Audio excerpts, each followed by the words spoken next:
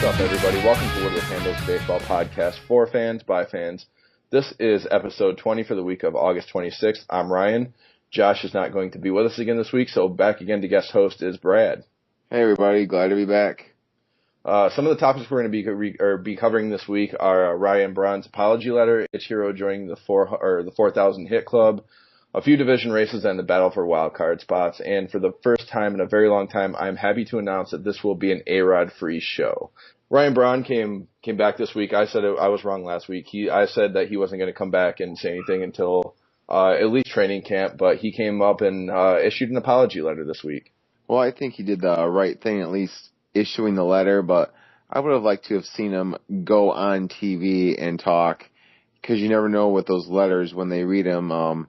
He could have just told his people, attorneys that is, what to say, and they could have pretty much put it into all these words, like from what you heard all the analysts, sports talk shows, TV shows, MLB reading. I think this was kind of a cop-out on Ryan Braun's part. I think he should have came out and actually said something in person. Anybody can write a letter, and like you said, you don't even know that it was written by him. It could have been written by attorneys. It could have been written by whoever wanted to be written about. It was kind of just a general statement. I'm not going to get into what it was said, but I guess I'm going to leave it at the point is I'm disappointed. I wanted more. I guess people will be happy with the intent of it, but as for me, I think it feels like a bit of a cop-out. Seeing him actually say it on TV, you would have known it's from him, and even if he would have read something, he still would be facing the media, and I think that would have at least helped his image a little bit, but now I think it's tarnished even more. The other day, Ichiro entered the 4,000 hit club. There's a lot of debate surrounding this about whether or not he should actually be recognized for the actual 4,000 hits, because I believe just under half of them came spending his time over in Japan. So there's a number of people who don't want to recognize it because not all the hits came in the majors. But for me, I think it's awesome. I mean, 4,000 hits, depending on no matter where they're at, is a hell of a feat. And I think there's only 3 or 4 other people that have done it. But for him to get to 4,000 in a career, that's a pretty unbelievable number. I think it is too. I mean, 4,000 hits is 4,000 hits no matter where you're at. And I think a lot of those players in Japan could have at least be on major league rosters if they were over here. And you still see a lot of American players over in Japan playing anyways. So you know he's playing against American or Japanese good players. And over here you've seen a lot of good Japanese pitchers who are getting other major leaguers out. So you know the pitching is quality. So my hat's off to him. I mean, 4,000 hits, that's a lot anywhere you are. You just mentioned Japanese players are all over. They're spread out throughout the major leagues. There's definitely a lot of talent over there. I don't know if it's completely comparable to the players in the majors. But do you think this is something that the major league should kind of take a look into it? Because really it's the only pro sport that recognizes achievements that weren't all hit in the majors. I mean, with NBA, NFL, NHL, no matter the league records are specifically those records, and this seems to be one of those that kind of stop the game. And do you agree that it should be something that's recognized, or should the MLB take this in consideration?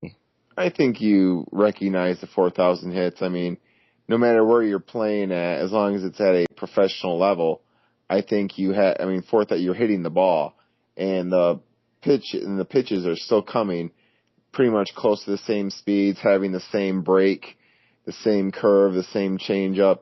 So it's the same type of pitches, and even though you're not going to see, a lot of people don't see it every day because almost half of them came in Japan, he's still getting the hits, and that takes a lot of work, a lot of practice, and just a lot of time in the batting cage. Yeah, absolutely. A story that broke a little bit earlier, Matt Harvey is out indefinitely. It comes out now that he had an MRI done today. It revealed that he had a partially torn UCL. He's like I said, he's out indefinitely and may require Tommy John surgery, which will probably knock him out for all of next season. This is pretty big news. I guess it affects the Mets a lot because he's their number one pitcher, and he was probably in the debate for Cy Young. So what do you think on that? I don't think he would have gotten the Cy Young with Clayton Kershaw pitching the way he has. But I definitely think Rookie of the Year was going to be his, and now he's pretty much taken himself out of it. Although he still might get it. I think he's pitched deep enough into the season where he still should be considered for it. But as for the Mets, I mean, pretty much every fifth day, instead of almost being guaranteed a win, you're going to be just back to where you were, and I think it's going to make them fall more and more from where they're at, and it's also going to just decrease fan interest in their team for the rest of the season. I mean, he was a big part of their team and a big draw for them. I think this definitely the bigger issue here is it affects their rotation, not only for the short term rest of this year, but also next year, because he's probably definitely going to be gone for all of next season. Yeah. And then I'll probably what I would expect to happen is they're going to put him on an innings limit, kind of reminiscent to what you saw to Steven Strasburg last year. They're going to need more from every one of their pitchers. They're probably going to have to go out in the offseason and find a new number one pitcher. And it's not good all the way around. Like you said, it affects ticket sales. It affects jersey sales. It affects money. It affects the rotation. And, it's definitely going to be something that's going to hurt the Mets in the long term. And kind of in other pitching news, we've all kind of agreed, and a lot of people, would agree that the Tigers are the best team in baseball right now, or are at least contending as one of the best teams. They're going to make the playoffs, but it brings up kind of an interesting debate as far as who's going to get the ball in Game 1 of the playoffs. There's Justin Verlander, who is obviously he's Justin Verlander. He's been the stud for a long time. He's been the Tigers' number one guy for most of his career. And then there's Max Scherzer this year, who's had an out of his mind unbelievable year. He's 19-1. Who do you think would get the game ball in Game number 1? I would start Max Scherzer in a heartbeat. He gets a lot of run support, has a decent ERA, and he's just pretty much anytime he steps on the mound, he's unstoppable, unhittable, and he's going to be consistent and has good stuff. And I just have a hard time giving it to Verlander right now because of just every time he goes out there, he has a bad first 3 innings, and then he seems to settle down, but by then it's almost too late. And the only reason I think Verlander will get the nod in a Game 1 is because just of loyalty and his ego. That's the only reason I think he would get it. Yeah, I don't know if a lot of people who listen to the show remember months ago, right before the All-Star break, we had a conversation, and Johnny actually brought this question up, was if you were to have a pitcher go out there in Game 7 of the World Series, who would you give the ball to? Would it be Verlander or Scherzer? And at the time I said Verlander because you didn't see how this year was going to shape up for Scherzer. But right now it's definitely got to be Scherzer. I don't think that's what's going to happen. I think that Jim Leyland's going to go with Verlander just because of the name, the reputation. And they'll probably breeze through the first round, or hopefully. But I hope for the sake of doing what's right that Scherzer will get it, because he should. He's had an unbelievable year, and right now, just as a Tigers fan and a fan of baseball in general, I think you'd much rather trust Scherzer than you would Verlander right now. I would too, only because, 18 wins is 18 wins versus what's Verlander got about, he has 10 right now, and Scherzer's beating everybody, and whereas Verlander's struggling just against even some of the lower end teams in the major leagues. And I think in a 5-game series, that can make a difference. One win can make a difference in the series because of the home field being 2-2. Yeah, the Tigers have been dominant in a lot of categories throughout the majors this season. They're going to win the division hands down. They've been in first in the division for a long, long time. And somebody that's probably up at the top of the MVP race, and for me is the MVP, is Miguel Cabrera. I don't think there's any doubt that he's going to win the MVP. Some people will say maybe Mike Trout's up there along with Chris Davis. But I guess the other question is, does Miguel Cabrera have another shot at the Triple Crown? He's right now leading the league in average. He's leading the league in RBIs, and he currently sits 4 behind Chris Davis, who seems to have cooled off, while Miguel Cabrera is doing the opposite and has been out of his mind hot. So do you think that Miggy has a shot to capture a second Triple Crown in a row? Definitely with RBIs and average. He's hitting the ball, everywhere, and he seems to be getting hitting a lot of the gaps, getting doubles, driving in runs whenever guys are on base. Home run wise, it seems like every time he seems to hit 1 or 2, Davis hits 1 more and just keeps that edge of a lead that he has. But I don't know, you could see Cabrera get hot, but also you could see Leland sit Cabrera once the Tigers clinch a playoff spot, and that could really keep them from catching Davis in the home runs because the Orioles are in contention are fighting for their division and for a wild card spot. Yeah, I think that he's definitely got a shot. Chris Davis has slowed down considerably in home runs. I think he had 37 going in, or 38. He had 38 going into the All-Star break and has only hit, since then, he's only hit, 8 now? Yeah. So I think that Miguel Cabrera definitely has a shot. If you would have asked me this a couple months ago, wouldn't have thought that there would be any shot that he'd be able to do it. But just his hot streak, the way he's been hitting lately, I don't think Leland will set him if he's anywhere close to it. I think he can't, because 2 Triple Crowns in a row is unprecedented and nobody's ever done it before. So I think he's got to go all out. Now, I definitely think he's got a shot at it now. Yeah, I agree with that. I mean, I guess once you look at the factor of the Triple Crown and then what it means in baseball history, Leland wouldn't have a choice but to play him. Yeah, absolutely. We all agreed that Detroit's going to win the division, but there are a couple other really close division races going on right now. Most notably the AL East and then the NL Central. Right now in the AL East, Boston currently sets a game and a half above Tampa Bay, and then Baltimore is 5.5 back. Who do you think is going to come out of that division? I'm looking at, for the AL East, I like the Red Sox, only because I think Tampa Bay does too many weird things with their staff, with their lineup, to even make a difference. And in the NL Central, that one's really hard to call. Pittsburgh seems to have not be winning as consistently as they were. I mean, they've definitely cooled off, yeah. They're still winning, but not like reeling off 5 or 6 in a row, then losing one. It's more like win 1 or 2 here and there, lose one. I'm almost looking like the Cardinals would do it. They just seem to have that little bit more guts than the Pirates do right now, and they have decent pitching and decent hitting. Yeah, I definitely think that Boston's going to come out of the AL East. I just think they're too tough. Their pitching is going to do well enough to kind of get them over the hump, I think.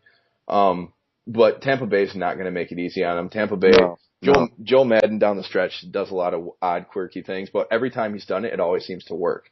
Yeah, and it's just, I think that right now it's just too much for Tampa Bay to overcome. And then over in the NL Central, I think that while I've always said I'm on the Pittsburgh Pirates bandwagon, I think they're still going to make the playoffs. I think definitely St. Louis is going to win this division. There's something about St. Louis that down the stretch, there just seems to be, it almost seems something kind of magical happens, and they almost transform themselves in the last couple of weeks of the season. So I definitely think that Pittsburgh, being a young team, having a lot of young players, young pitchers, they'll make the playoffs, but I don't think they're going to have what it takes to finish in that first spot. So definitely with that being said, I think the wild card races are going to be crazy, especially with the play-in game and in the last few days. I think both these divisions in the wild card race are definitely going to come out to that last day. I agree, and it's going to be a 2-division race for both of them. For the AL wild card, I'm thinking it's going to be the Rays and Baltimore, because I just don't think Cleveland has, again, guts. I mean, when the Tigers swept them earlier this year, I mean, they just basically balled up and died after a while. And I just don't think I think they're still pretty young, and they're still learning how to win. And they still have, even though their division's pretty easy, the Royals won't make it easy on them, trailing from behind. And then the NL Central, and it's coming out, the wild cards are coming from the NL Central. It's going to be Pittsburgh and Cincinnati, or St. Louis and Pittsburgh, St. Louis, Cincinnati. The winner of the division will obviously make the playoffs, and the next 2 teams below that. Yeah, before the All-Star break, I kind of said it. I thought that both the AL East and the NL Central would get 2 wild cards in, and I think that's still the case. Well, I guess maybe not so much the case anymore with Baltimore. I think that Oakland's probably definitely going to hold Baltimore off, so I think that Tampa Bay and Oakland will get the 2 spots as of right now, because Oakland just seems to be a better team than Baltimore is. And Oakland's been there before. They came from 10 back with the last couple weeks of the season to essentially win that division and make the playoffs. So I think that Tampa Bay and Oakland are definitely going to be there at the end of the season. And then the two teams that are going to be there for the NL are going to be Pittsburgh and Cincinnati.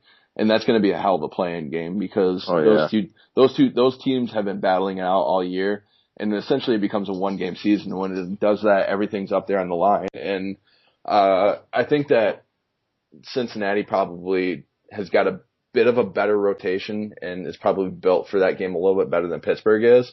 But there's something about Pittsburgh this year that they've just seemed to have what it takes. So I think that definitely when all said and done, I think it's going to be that Cincinnati or St. Louis wins that division, and then Pittsburgh and St. Louis are going to be the teams in the wild card. Okay, I kind of go along with that. I mean, I see Cincinnati them and Pittsburgh kind of play opposite. Pittsburgh plays a little bit more small ball because they do have more speed, whereas Cincinnati just hits the ball out of the park. Yeah, and somebody who probably won't affect either of those teams, but Jason Heyward got hit in the face this week. He's out for 4 to 6 weeks. Do you think it's going to impact the Braves down the stretch and in the playoffs? Well, right now it's not going to. They have such a huge lead in their division. It's not really going to impact them, but I think come playoff time it will.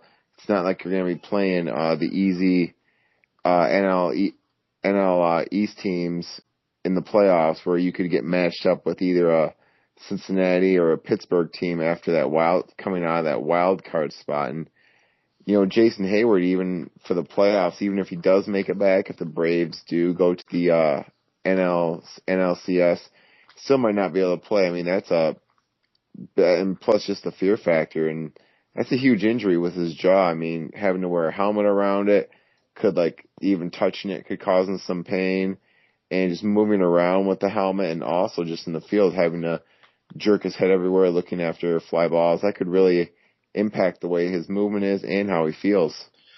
Yeah, I believe that 4 to 6 weeks would put him right at the first couple weeks of the playoffs. Maybe the tail end of the first round, beginning of the second round, if they were to make it. But I definitely think this is going to impact the Braves a little bit more than they think they would. They've been doing okay right now, and they built up such a large lead that there's no way it's going to matter at all down the stretch here. They're going to win the division hands down. They're up, it's like 13, 14 games right now. Something like that.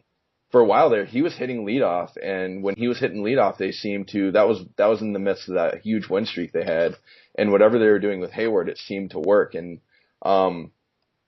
I think that definitely once they get into the playoffs, they're a young team, but I think he's just such a great player that it could impact him right now because once you get in the playoffs, the pressure's on, and every game matters, every at bat matters. So I think to have him out of the lineup, they're definitely going to miss him. Yeah, especially with his speed. He's a great fielder, and he can hit the ball pretty decently, too.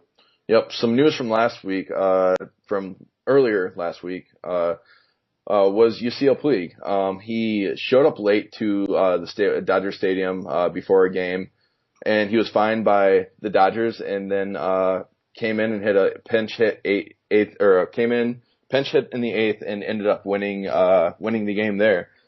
He's been struggling a bit before that, but whatever he's done since then, he's picked it up again. But I mean, is this kind of a thing with Puig where he thinks he's kind of one of those guys he can just do whatever he wants and show up when he wants, and there's going to be no repercussions of it? I think he's pretty much done what he wants all year as far as on the field, as far as the baseball code is concerned. The players don't seem to be policing it too much. And I don't know how much the players on his team in the clubhouse are going to be policing it, but I think if this kind of becomes a habit, you could see more come down from the front office, and I think some of the leaders on the Dodgers would step up and try to talk to him, because it's not like you can just be out till the wee hours of the morning after a night game and then have to come back and play an early afternoon 1 o'clock game like you see so much happening from a Saturday night to a Sunday afternoon. And plus, with the time zone difference, it's going to affect just how he feels, his energy levels, and all that. Yeah, Yasiel Puig has been a phenom all year, and he's definitely become one of those guys who I don't think a lot of people care for him. He seems to have a bit of an attitude, which I'm fine with. He plays with a bit of swagger and put a bit of an edge, which I actually like. I know Josh really likes him. When Johnny was here, Johnny was a huge fan, and we all kind of agreed that, everyone here really liked him.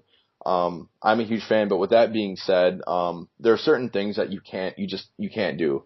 I know they have to kind of treat him special because he's Yasiel Puig right now and he's kind of the heart of their franchise and he's going to be for a little while, but I mean, team rules are team rules. If you're supposed to be there at a certain time, you've got to be there. Yes. Everybody's expected to do that. And he can't have the attitude to think I'm Yasiel Puig. I can do what I want because that's just definitely not going to fly. And if he starts to do it more, it's going to cause a conflict between him and management. And that's going to be a big, huge issue right there. So I think hopefully the fine and benching him for the most part of that game. Granted, he did come back in the 8th inning and he hit the game-winning home run.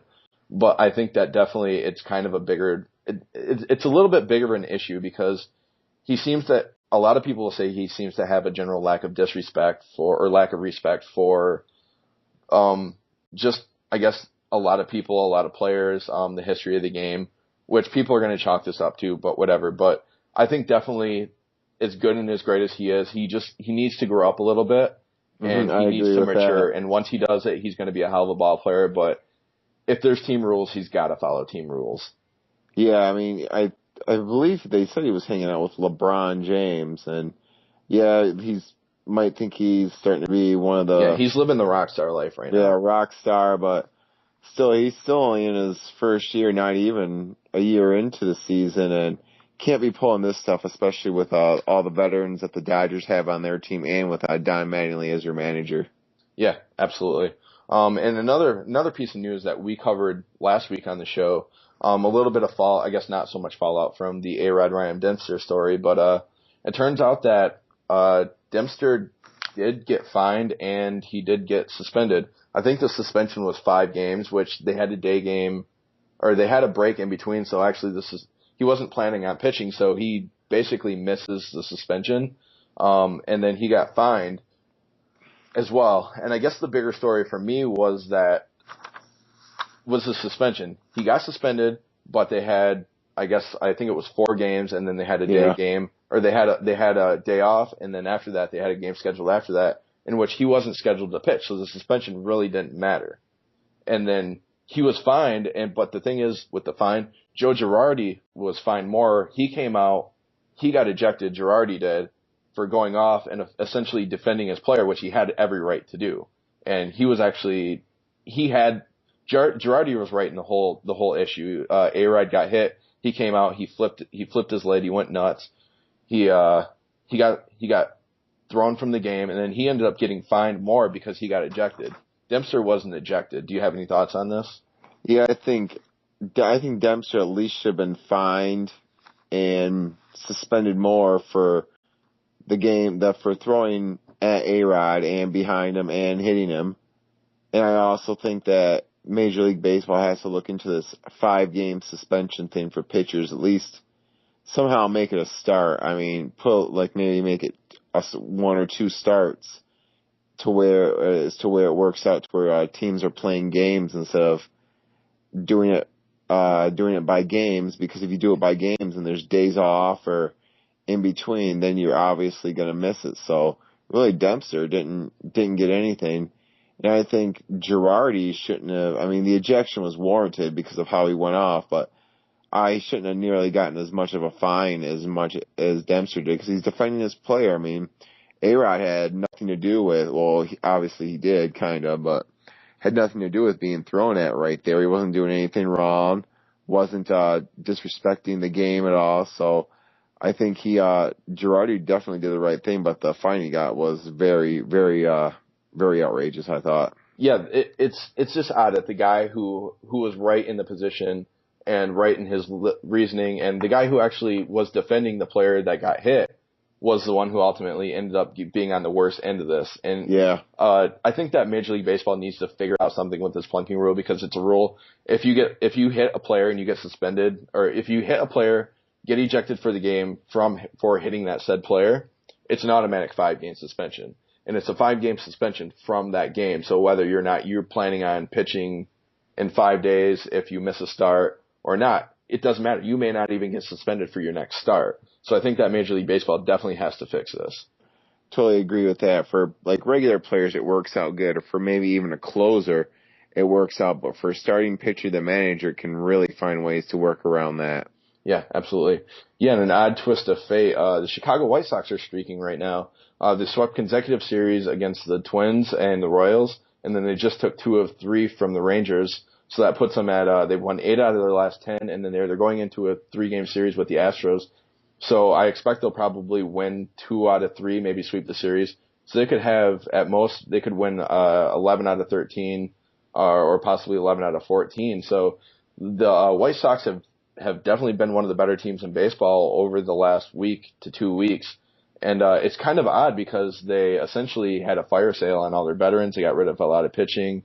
But, this is good for the Sox. If it closes their season on a high note, that's nothing but a positive for them. Yeah, I think it's really good for them, and it's also going to make the division race a little bit more interesting because, even though they're in last and they have nothing to do with it, still going to make it difficult for the Tigers and for Cleveland, who are both contending for playoff spots. Yeah, the last thing you want to see at the tail end of the season, especially if you're in a race, is a team that has nothing to play for, that is streaking and playing really hot, because those are the teams that end up costing you games and biting your ass in the end. And I guess for anybody playing the White Sox, if they're going to continue to play well, this is definitely one of those teams that you don't want to see down the stretch, because essentially they could ruin a season. Especially for those teams contending for those last 2 wild card spots. Sunday night, Josh and I had the pleasure of being able to spend a few minutes talking with White Sox reliever Donnie Veal. We're going to play that for you guys right now. We'd like to apologize for some of the audio breakups. We were having a bit of an issue recording with Skype. So here it is. We hope you guys enjoy it. Donnie, thanks for taking the time to come on and chat with us today. How are you? Pretty good. That's great. How does having a family and travel and just everything work as a baseball player in general? Obviously, you're on the road a lot and you travel a lot.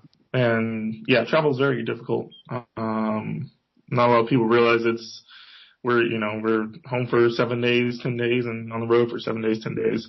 And that can be pretty tough on your family, especially with little kids. They don't really understand why you're gone half the time. But you sort of kind of get used to it, but not ever really. I bet daily grind can be a bit of a hassle for players, and it can get tiresome. Can you just walk us through, I guess, a day in the life of a pitcher, an MLB pitcher, kind of what your routine is from start to finish? First of all, everyone's different. Starters are a little bit different from relievers. But right now, I'm a reliever, and with this team, my day usually starts around about 2 o'clock. Get to the park about 2 o'clock. Either eat lunch then or eat lunch beforehand. Maybe get there a little bit later. If I need to lift, I get my lift in. So about 2:30, 2:45, get ready, go get the lift in. That usually takes about an hour, hour and a half, depending on how long, depending on what I have to do, and if we're doing heavy sets or lighter or longer sets with lighter weights. And then that takes me to batting practice.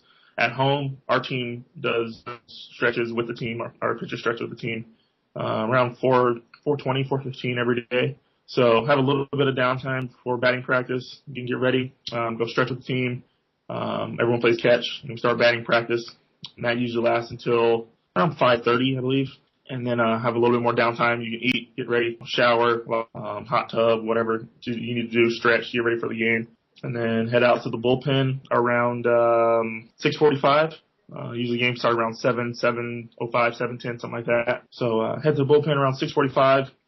If I go out early, sign some autographs for fans and kids and stuff like that. And then watch starting pitcher warm up, watch the game, and just be ready. About fifth inning, we all just kind of sit and relax until about fifth inning. Everyone starts stretching, getting ready, and you kind of know a little bit when it's going to be your time to get in there. So you start getting mentally focused, and if you need to drink a Red Bull or whatever, you get yourself ready. You do that, and you're ready to go. And if your number is called, get in there. If not, just hang out and come on in after the game and get ready to do it again tomorrow. Is there a certain different mental makeup that a relief pitcher has to have than the starting pitcher? Because, on a day-to-day basis, you don't know if you're going to play. Maybe you do. I don't know. Can you just give us a little bit of insight on that? Honestly, mentally-wise, I think starting a lot easier. You can shut it down for 4 days, You know when you're going to throw. You get your body ready, rest, relax, do what you need to do for 4 days building up to that 1 day of performance. As a reliever, you got to be into the game and like mentally ready to go, physically ready to go every single day. Because you could be pitching every single day, in theory. Obviously, that's not going to happen. But mentally, you got to be locked in. You can't just mentally shut it down and, just kind of be hanging out and not be ready to go. And then your number's called and you're surprised and you're not ready, you're not prepared. That's the last thing you want. So I think from that aspect, it's a little tougher to be a reliever. Obviously, the starting pitcher, you're going to be throwing 100-some pitches. But as a reliever, we're throwing every day. So that's the thing that the equalizer, I feel like. Yeah, absolutely. You mentioned that in Charlotte you were starting and now you're a relief pitcher. How's that been? I personally am a big White Sox fan. Not everybody our hosts on our show are White Sox fan, but I am. And I noticed obviously between last year and this year you've spent some time going back and forth between Charlotte and Chicago here. How does that work? I mean, I can't imagine that's easy, not only going from a starting role on one team to a relieving role on this team, but just the travel that, I mean, really it's kind of for a while there, especially more so last season, but you were going between the teams a lot, and that can be, I imagine, kind of frustrating, or not necessarily frustrating, but difficult. Yeah. I was a starter with the Cubs when I was drafted, and then a little bit with the Pirates before I got hurt. But since I've been in the White Sox organization, I've been a relief pitcher. The travel, the moving up and down, getting optioned and getting recalled. You got to try to stay as even keel as possible with this game, even on a day-to-day basis, just playing the game. But especially with that, because the highs and lows of getting sent up and sent down it can wear on you, especially if you're doing it quite a bit. And last year and even this year, I've done it quite a bit. Definitely not fun moving up all your possessions and your family and buying plane tickets and shipping your car and trying to find a new apartment and find someone to live in your old apartment. Yeah. And you get sent back down and you got to do it all over again. That kind of stuff gets kind of old and tedious. You don't like that, but it's part of the game, and there is no getting used to that. I don't think you ever get used to that. That's why you just try to make the best of your opportunities on your big leagues, and hopefully you can stick. Obviously, the Sox didn't start out too hot at the beginning of the season, but lately you guys have been really great, taking 9 of 10, including some from the sweeping the Royals, and taking 2 of 3 from Texas here. How has that kind of changed around the feeling around the clubhouse? Yeah, it's been awesome. I'm talking with some of the guys in the bullpen after. Even before we took the series from Texas today, which is really good because they're possibly a good chance they're going to be in the playoffs again this year. Great team. But even before we took that series, last series I believe we took that one, and I forgot, someone said something. And I was like, man, it feels like we're in the playoffs. Just win all the time again, and the atmosphere in the clubhouse it's been loose and it's been fun. Obviously, winning feels a lot better than losing. But as far as what we've doing to change things, nothing's really changed. Everyone works hard every day. Everyone's working on their craft every day. Pitchers are working, hitters are working. I honestly think it's just baseball where the hits are starting to find the holes, and the pitchers, when we're giving up hits, they're starting to hit them at people. So as opposed to being in the gaps. Something I appreciate as a Sox fan is obviously you weren't there when it happened, but when Ozzie Guillen left and Robin Ventura came in, I really like Robin as a coach. He seems level-headed. He seemed what this team needed, the good change. How is it working with Robin, or under Robin, I should say? I mean, he seems, from a fan's perspective, like a great manager. I wasn't here when Ozzie was here, but just speaking with some of the guys that were here, it was a welcome change. They appreciated having Robin in there. It was a nice change. As far as my experiences with him, I have nothing but good things to say. He's a great guy, great baseball mind. Obviously, he played the game very well. But as a manager, he's even keel every day. Every day is the same. When we were losing, he's the same as he is now. So, and that's all you ask for from your coaching staff and managers. No one's ever panicking or anything like that. You just stick with the process. There's going to be ups and downs. Just stick with the process, and hopefully at the end we'll end up on top. Don Cooper is your pitching coach there in Chicago. How's it been like, and how have you benefited from having him as a coach? Coop's great. He tries to work with everyone. He doesn't mess with you too much unless things start to unravel a little bit, and he might throw some suggestions. But he doesn't try changing too much. It's just nice. He's consistent. He's there every day. He does what he needs to do every day to get everyone ready, mentally ready to pitch. He has everyone prepared. We know we have a little game plan when we go out there every day, and that's pretty much all you can ask for. Nothing too crazy, not trying to change up whole deliveries or anything like that. So that's nice. Kind of as baseball fans that we don't really get to experience, is what's it like when Coop specifically comes out to the mound? What's kind of going through your head? Obviously, he doesn't come out there when you're doing too hot. What's that conversation look like between you and Cooper? It honestly just depends on the situation. At times he can just be coming out there to give you a breather if it's been a long inning or throwing a lot of pitches or something like that. Certain times you can be coming out there just to see what the game plan, just go over the game plan over a certain hitter. Maybe we didn't talk about him as much as pinch hitter or something like that. He could just go on over the game plan. Every once in a while he'll get chew you out a little bit just to motivate you, light a fire under you, get you going. Usually for the most part it's just what the game plan is for this guy, or just give you a breather. And, the occasional butt kicking and the occasional waiting for the umpire to get out there so we can talk to him, actually. Awesome. Donnie, the Sox have lost some notable veterans this year. How has that changed the atmosphere in the clubhouse and specifically on the pitching staff? Honestly, I don't think too much has changed. We started winning. That's a change, which is kind of odd for the situation. I mean, we had, a couple arguable future Hall of Famers on our team that got traded away, and some all-stars, and Matt Thornton, we had, the White Sox career relief pitcher leader in almost every category except for saves. So, the guys who traded away are amazing baseball players, and logical thinking, you would think things would be worse and guys would be moping around and we would lose more, but it's been the complete opposite. Everyone's up. I don't know if it's just having more young guys in there, it's more energetic. I have no idea. But, I think it starts with Paulie and Dunn and Beckham and, Danks and guys that have been around the longest. It's been the same atmosphere at the beginning of the season as it was in the middle of the season as it is right now. So I think that's been the consistency has been a big key to us able to just relax and play baseball. And there's no panic, there's no stress, there's no worrying about, we're losing a lot of games or whatever. Just go out there playing baseball, having a good time again. Obviously, trades are a part of baseball. Every team has them. What's it like when you lose players on the team, or if you have friends? Is it hard to say goodbye to people, or do you have to kind of separate yourself from it and just ask and say, or just tell yourself, it's part of the business, it's part of what happens? Is there ever a point when you're upset or you're hurt that players leave the organization?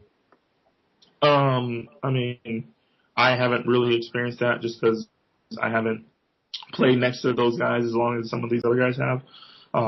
But obviously it's never gonna be easy for you to work with someone or be a teammate with someone for 7, 8, 9 years, and then that person's gone when the next day. That's obviously gonna be tough. You develop friendships. Some of these guys, your families hang out together. Some of the guys you hang out with them in the off season, and then it's tougher than everyone thinks. It's not. It is a business. We do understand that, but you also do develop friendships, and you get close with some guys. So it's I can imagine being tougher on guys that have been in the organization a long time to have a teammate you've been with for quite a long time to see them go to another clubhouse, something like that. I can see that being a little tougher. Something you touched on in your couple statements ago was leadership in the clubhouse. But who would you say, in your opinion, really is the leader in the clubhouse and on the pitching staff specifically? We have a lot of young guys on the pitching staff. Honestly, I probably have to go with maybe John Danks, just because he's been there the longest. I think he's second to Paulie. He's the longest tenured White Sox right now. Yeah. White Sox player right now. But I would say him for the most part, or even Lindstrom is the oldest or most time in the bullpen. But for the most part, we're all pretty young. And but as a team, it's obviously Paulie, and then Paulie and Dunner, and then Gordon is taking a big leadership role. So they're the team leaders, but most pitching staff, probably say Johnny or even Saylor, stepped up and he'll get out there and do a little leadership kind of stuff. Something we wanted to talk about, and if you don't want to talk about it, we can not talk about it. But Adam Dunn, someone you mentioned as leader in the clubhouse, has been very vocal this year about kind of his disgust or dislike for the PED steroid users. Obviously, that didn't affect the White Sox at all, but do you have anything to say, or do you have any feelings about kind of that world? I know some more players have been more vocal than others. Yeah, I haven't really publicly said anything. I'll just say that they are working to clean the game up, and I'm glad they're working to clean the game up, because I do agree that guys have lost their jobs because of someone else using PEDs, and we need to clean up in our game, and strides are being made to do that, and I'm glad we're moving in the right direction. Hey, on kind of a lighter note, a lot of players have different specific things they go through on game days and from day to day, and you always hear the little funny stories of players with superstitions. Are there any superstitions or any rituals that you have, and I guess what are some of the oddest that you've seen or been around in your career? See, I wouldn't consider anything I do a superstition. It's just my routine. But some people might. I try to do pretty much the same thing every day. Coming from BP, eat, hang out. I hop in the sauna. I sit in there for a little bit and read. Shower, get ready. I'm trying to think if I do anything superstitious. I wear wristbands every day. I don't know if that's superstitious or not. I wear an arm sleeve during the game before I pitch. As far as the ones I've seen, well, we have one guy in the minor leagues. I can't remember his name. He would cover his whole body in baby powder. Had to do it every game before it went out. Oh, no. But you got a lot of guys use baby powder to keep yourself dry. Your sliders. But he would cover literally his whole body from the bottom of his neck to his feet in baby powder. Every game had to do it, and if you didn't, there was a problem. That's pretty much it. Most times, sometimes you have guys, you have to eat a certain thing. You get a couple of hits or something that day, you gotta eat whatever you ate again the next day. Who on the White Sox, and maybe not even specifically the White Sox, but just in baseball in general, do you look up to as an inspiration to you? One person I look up to is Matt Thornton, just because left-handed pitcher. I've had a history in the minor league struggling with control. He struggled with control. And he was able to get that taken care of, and he's made a great career out of it. So I looked up to him for that, and I got to play with him and pick his brain, and he was a great teammate to me. If I needed anything, he would help me out, let me know what I need to do. As far as the best players, I would say obviously Miguel Cabrera is the best hitter on the planet right now. He doesn't have too many holes at all. Joe Mauer is an amazing hitter, very balanced, not too many holes in his swing. Mike Trout is arguably the best all-around player in the game, in my opinion. And as far as pitching, I mean, Max Scherzer's dialed in, but I feel like we do have an influx and just a flow of young pitchers coming in and dominating the game early, which is awesome. But Clayton Kershaw has been consistently good for as long as he's been in the big leagues. Felix Hernandez is another guy who's been consistently good every single year. Even Saylor on our team, he's one of the best in the league. When he's on, it's no hitter watch, Those are just some off the top of my head. I'm sure I'm forgetting some good guys. I don't want no offense if I forgot a name or something like that. You always hear on TV broadcasts, radio broadcasts, MLB Network, ESPN, analysts talking about this is a good hitter's park. Some places are easier to play than others. Do you have a favorite park to pitch in? And are there any parks that you struggle with or have a hard time just pitching in general? I mean, my career is fairly young. I haven't thrown in all the parks yet. I do like pitching in Detroit just because of the atmosphere. They're rival of ours, and it's always an electric atmosphere every time we play against them. Especially the last couple of years, even last year when we were, battling for the division title, came down the wire and they got us. But every game, like in September, we pitched against them in Detroit. It was an electric atmosphere. People were yelling and screaming. That's always fun to play in. Wrigley's a good experience for the experience the fans out there. Day game, 12 o'clock, getting drunk in the stands and rowdy. That's always fun. Our park can be a hitter's park when the weather's right. Philadelphia is a hitter's park for sure. I haven't pitched at Yankee Stadium yet. I heard that's a hitter's park, but we'll see. I haven't pitched in Boston. Hopefully get to go there and check that out. But as far as like the ones in our division, Minnesota is a beautiful ballpark. Love pitching there just because the park itself is amazing. You just mentioned a little bit about fans. When you're playing, do you hear the fans or do you hear anything that fans are saying if they're heckling? If they're praising you guys, do you hear that? The only time you hear anything the fans are saying is if there's not that many fans there. But there's a lot of people, it all turns into white noise because everyone's yelling and screaming at you or whatever, good or bad. Everyone's yelling and screaming at you, don't really hear it. And then being on the field, I don't know if it's for everyone. Being on the field, I don't hear anything until like the inning is over and you're walking off the mound. You can hear people yelling or screaming or whatever they're saying. But while the game's going on, you don't hear anything. It doesn't matter how many people are there. One last question before we let you go today. What are your goals as a pitcher? I'm assuming it is to be a starter, but I know I've talked to and read interviews with other people who they enjoy the relief position or they enjoy being closers. Obviously. So where do you see your future and your goals as a pitcher? I mean, when I started my baseball career, my professional baseball career, I just wanted to be starting in the big leagues. That hadn't worked out, which is fine. I'm fine with the role I'm in now, kind of lefty specialist, kind of bridge guy to the 7th, 8th inning, or the 8th, 9th inning, setup man and closer. I would love to absolutely pitch into a later role, but obviously you need to, kind of work your way up and have success at one thing before you go to another. But I mean, the ultimate goal is to win the World Series. That's always the goal. It doesn't matter if I pitch to a batter a night or pitch 2 innings every night or whatever the role may be. My ultimate, I mean, if you don't win the World Series, that's going to be tough. And talking to guys that had played that didn't, they said that's the one thing they wish they did. And it doesn't matter if they won MVPs or batting titles or whatever. The ultimate goal is to win the World Series. Thanks, Donnie. Before we get going, would you like to take this time to tell everyone where they can find you online, any charities that you're involved with? Yeah, sure. As far as charities, I do support the Major League Baseball Players Association, Players Trust.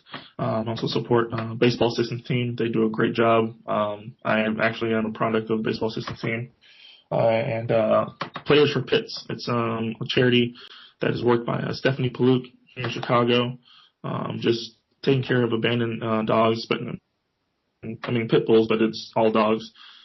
People just abuse and abandon, and she's doing a great thing, and definitely support that. You said you guys were doing a charity event tonight. How was that going? Really well. It was a charity for Paul Konerko and Gordon Beckham, supporting foster children here in the inner city and throughout the country. Really good event, very well put together, and they've raised quite a bit of money. Also, you can find me on Twitter at realdveal.com, at realdveal, and Instagram is also at realdveal. Thank you for having me, guys. No, thank you for taking time out of your day and talking with us. This is the kind of insight as fans that we like. We don't normally get a chance to talk with players or anybody who's actually physically involved with the game. We talk to a lot of announcers and reporters and whatnot, and they have a good idea of what it's like, but it's not the same as talking to the real deal. Yeah, hey, anytime you guys have a question or need some insight about what goes on in the clubhouse, to a certain extent, I can let you know. Absolutely. Yeah, thanks for taking time out of your Sunday here to talk with us, and we'll let you get going here. All right, not a problem at all. Appreciate it. Anytime, guys. Well, that's going to wrap up our show for the week. We'd like to thank Donnie Veal for coming on and chatting with us. As always, you can find us on Facebook and Twitter by searching Wood with Handles. I'm Ryan.